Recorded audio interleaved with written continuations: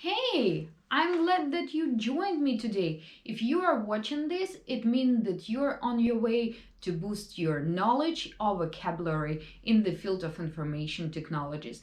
And I'm welcoming you at my channel. Let's get started. In today's video, you will find out more about backend development. We will discuss the languages in backend and what are their types, as well as we will cover the topic of responsibilities in the profession of backend engineer and many more.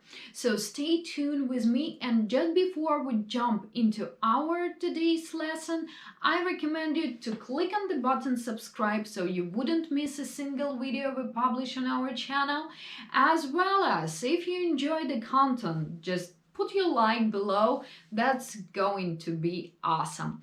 So let's jump in and discuss the backend development terminology and what is hidden behind all this mystery. Backend development is a skill that powers the web. It allows users to browse their favorite websites without even knowing how much effort and work was put in by the engineer or probably the whole development team for this process. So let's dispel the mystery. What is the backend development and how does it work? Backend languages handle behind-the-scenes functionality to power the web applications. It's a code that connects web to a database, manages users' connection, and empowers the web application on itself. Backend works in a tandem with frontend so that user could receive the final completed result in the end. And now let's talk about the tech in backend development. The tech in backend, it is a combination of databases, servers, and applications. And just before we start talking about backend engineer responsibilities, I would like to point out that it really depends on the role and the company itself.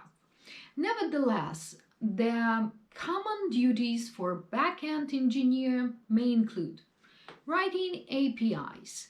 It can be writing a code to interact with database, creating libraries, work on business processes.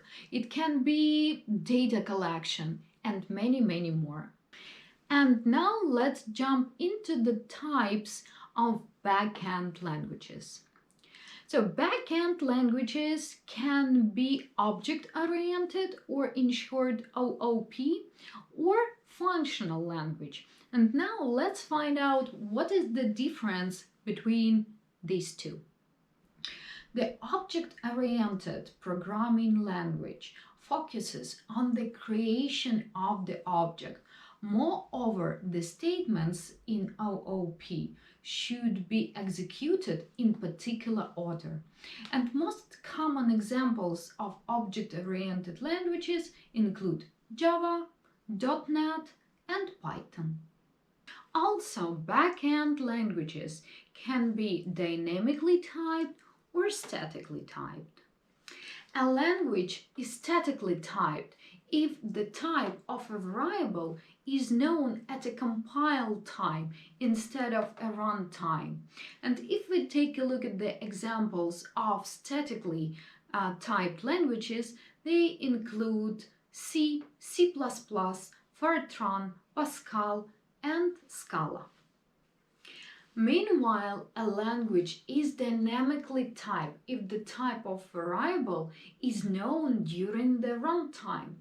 And examples of dynamically typed languages include Objective-C, PHP, JavaScript, Python, Ruby, and others. I really hope that you enjoyed today's video about backend development. And if you did, like the video below. Moreover, in the next series of videos, I will share with you the most common backend languages that are used by Google, Facebook, Airbnb, and many others. So if you are still on your way to choose which programming language you would like to learn and use in your career, stay tuned, click on the button subscribe so you wouldn't miss a single video we publish, and simply enjoy the learning process.